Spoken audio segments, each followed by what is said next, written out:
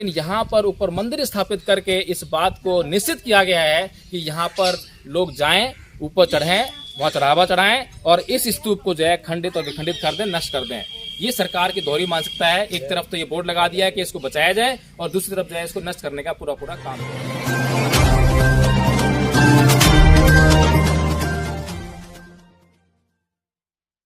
जय भीम, नमो साथियों। हाँ, 12 किलोमीटर साथियों, आज हम आए हैं संकिसा और संकिसा का महत्व जो है बहुत बड़ा है, क्योंकि यहाँ पर तथागत बुद्ध आए थे और तथागत बुद्ध ने जो है त्रिपिटक का 1/3 भाग उपदेश, जिसे कहते हैं अभिधम पिटक का जो उपदेश है, यहीं पर दिया था।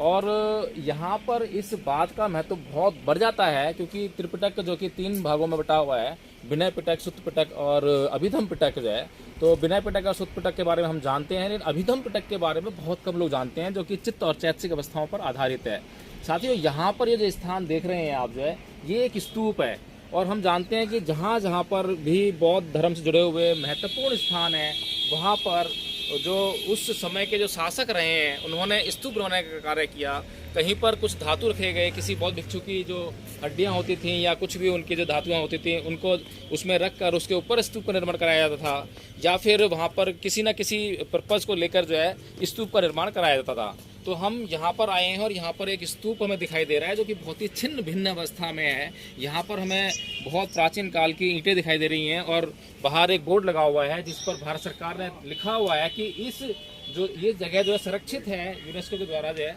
और इसको जो भी क्षति पहुँचाएगा उसको 1 लाख रुपए का दंड देना पड़ेगा। लेकिन साथियों, सोचने वाली बात यह है कि इसको क्षति कौन पहुँचा रहा है और कैसे क्षति पहुँचाई जा सकती है। क्या यहाँ पर भारत सरकार इसको क्षतिग्रस्त होने से रोकने के लिए कोई ऐसे इंतजाम कर रही है? आप देख पाएंगे कि ये जो पेड़ हैं, इसके ऊपर घंटे लटके हुए हैं, घंटियाँ लटकी हुई हैं, और यहाँ पर जो है हिंदू लोगों ने, ब्राह्मण मानसिकता के लोगों ने जो है कोई मंदिर भी यहाँ पर स्थापित कर दिया है, जिसमें मूर्ति किसकी है पता नहीं है, क्या है पता नहीं है। लेकिन यहाँ पर ये जो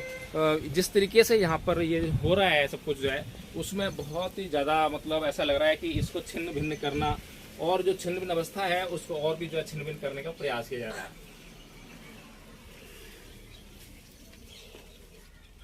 तो साथियों, मुझे नहीं लगता कि यहाँ पर जो है इस जो स्थल को जो है कुछ भी किसी भी तरीके से संरक्षित किया गया है, या भारत सरकार की ये जो प्रयास है कि इसको जो बचाया जाए, बल्कि भारत सरकार शायद इसको जो है यहाँ पर किसी को भी अलाउ करती है कुछ भी करने के लिए, और कोई भी मतलब यहाँ पर, जबकि ऐतिहासिकता प्रमाणित है यहाँ पर, और ऐतिहासिक रूप से जो है यह स्थान प्रमाणित हो गया है और त्रिपिटक में इसका इसका जो है चर्चा है इसकी संकिसा की जो है। लेकिन यहाँ पर चारों तरफ जो है एक तरह से कब्जा किया गया है, और कब्जा ऐसा अंधा है कि यहाँ पर जो आने वाले लोग हैं, नीचे बोर्ड लगाए उसको पढ़ते नहीं है, ना उसके बारे में जानते हैं कि ये स्थान क्या है। और यहाँ पर आकर सिर्फ जिस तरीके से हिंदू लोग जो है अपनी आस्था व्यक्त करते हैं, वहाँ पर कुछ चंदा चढ़ाते हैं या कुछ सामान वहाँ रखते हैं खाने पीने का, इस तरीके से जो है यहाँ पर ये लोग जो है वो कर रहे हैं। लेकिन यहाँ के लोग जो है उस स्थान के बारे में जानने का प्रयास नहीं करते हैं कि ये स्थान है क्या, इसका महत्व क्या है, इसका इतना विशाल ऐतिहासिक महत्व है, इतना बड़ा ऐतिहासिक महत्व है, उससे यहाँ के लोग जो हैं बिल्कुल भी अनभिज्ञ हैं। आश्चर्य की बात है, और सबसे बड़ा आश्चर्य इस बात का एक ही है और दुर्भाग्य है इस देश का, कि इस देश के लोग अपने इतिहास को जानने का प्रयास नहीं करते हैं, पढ़ने का प्रयास नहीं करते हैं। तो साथियों, आप लोगों से उम्मीद है कि आप लोग संकिसा आइए और जितना ज़्यादा हो सके उतना आइए और यहाँ को विजिट कीजिए, देखिए, यहाँ के इतिहास के बारे में जानिए, ताकि यहाँ के इतिहास के बारे में जानकर जो है आप अन्य लोगों को भी बता सकें। और साथियों, आप जब यहाँ पर आएंगे तो यहाँ पर आपके रुकने की, ठहरने की समुचित व्यवस्था है, यहाँ पर कोई समस्या नहीं है। यहाँ पर जैसे आप आएंगे तो शुरुआत में ही आपको जो है कंबोडिया का बुद्ध विहार मिल जाएगा, उसके बाद जो है आपको शाक्यमुनि बुद्ध विहार मिल जाएगा, और यहाँ पर जापान का, श्रीलंका का बुद्ध विहार भी आपको मिल जाएगा, जहाँ पर आप ठहर सकते हैं। और यहाँ पर हर देश जो कि बौद्ध धर्म से जुड़ा हुआ देश है, बौद्ध देश है, उसने अपना प्रयास किया है कि किसी भी प्रकार भारत सरकार के साथ मिलकर इस स्थान को बचाया जा सके, इस ऐतिहासिक धरोहर को बचाया जा सके। लेकिन इस ऐतिहासिक धरोहर को बचाने में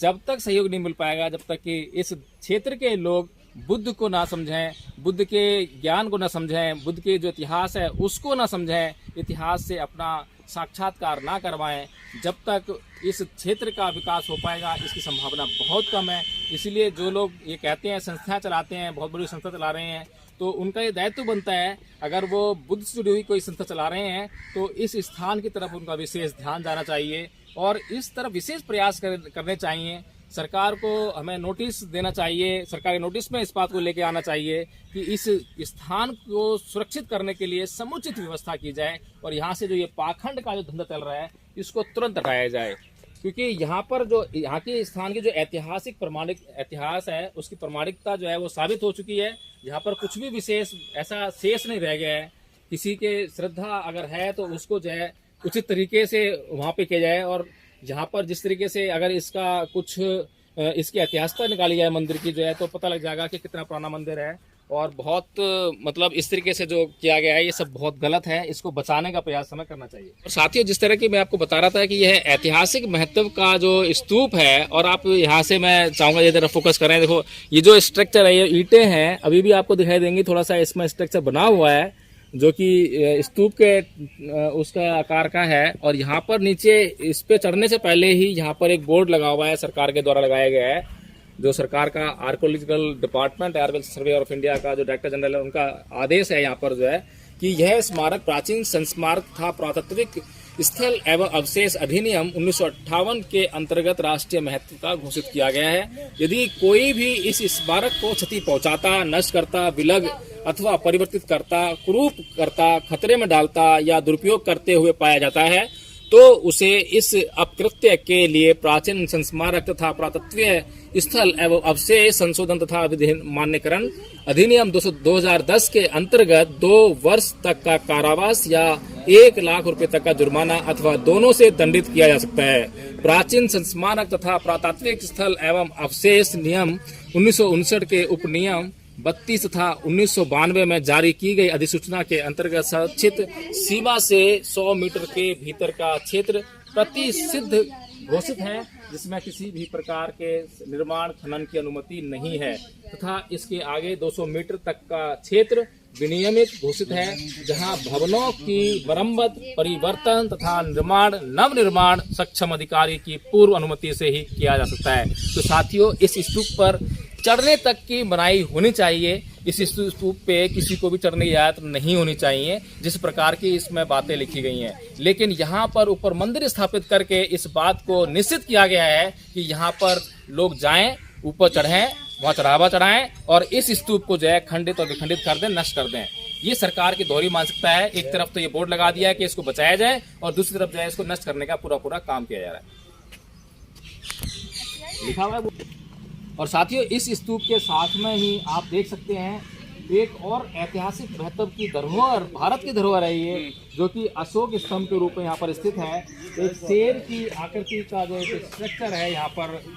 स्थित है, जिसका कि शेर का जो चेहरा है वो क्षतिग्रस्त है, पूंछ भी वहाँ पर क्षतिग्रस्त है, लेकिन हम शेर की आकृति को आसानी से पहचान सकते हैं कि ये शेर की आकृति है। और भारत की जो मुद्रा पर जिस प्रकार का जो एक आप चिन्ह देखते होंगे, वो चिन्ह आपको ये दिखाई दे रहा है। और ये लगभग 2250 साल पुराना स्ट्रक्चर है, और इससे यह बात प्रमाणित हो जाती है, इस जगह का महत्व जो है प्रमाणित हो जाता है। इस जो देश का जो इतिहास है वो चीख चीख कर बोल रहा है कि यह देश बुद्ध भूमि है, यहाँ पर बुद्ध सर्वत्र घूमे हैं, जगह जगह आकर उनको उपदेश किए हैं, और इस देश को बौद्धमय होना चाहिए था, बुद्ध की धरती घोषित होनी चाहिए थी। लेकिन कुछ लोग कुछ और चाहते हैं। आप ये देख सकते हैं कि यहाँ पर इस स्ट्रक्चर को आप, जैसा कि भारत की जो मुद्रा है उस पर आप इसको चिन्ह को जो है अंकित देखते होंगे, बिल्कुल वही आकृति है। कितना खूबसूरती से इसका निर्माण किया गया, जितनी पुरानी ये आकृति है।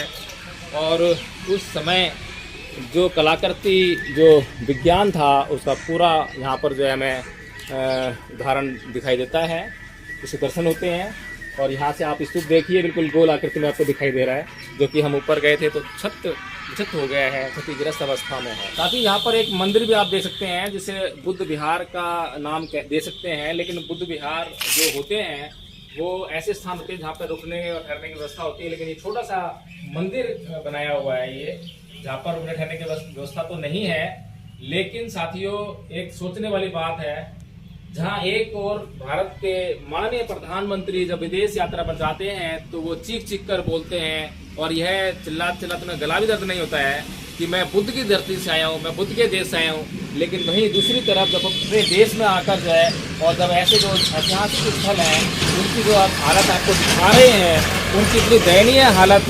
देखकर उनको ये समझ में नहीं आता है। तो विदेश जाते हैं तो उनको बोलना पड़ता है कि बुद्ध की धरती से आया हूँ। जब विदेशी लोग यहाँ पर आएंगे और ऐसे स्थलों की, ऐतिहासिक स्थलों की, बुद्ध के स्थलों की ऐसी हालत देखेंगे तो उनकी गरिमा को कितनी ठेस पहुंचेगी। कम से कम अपनी गरिमा का ख्याल करके ही ऐसे स्थानों को सुरक्षित करने का उनको काम करना चाहिए। वे भारत के प्रधानमंत्री हैं, किसी जाति किसी धर्म के प्रधानमंत्री नहीं हैं। उनको इस बात का विशेष ख्याल रखना चाहिए।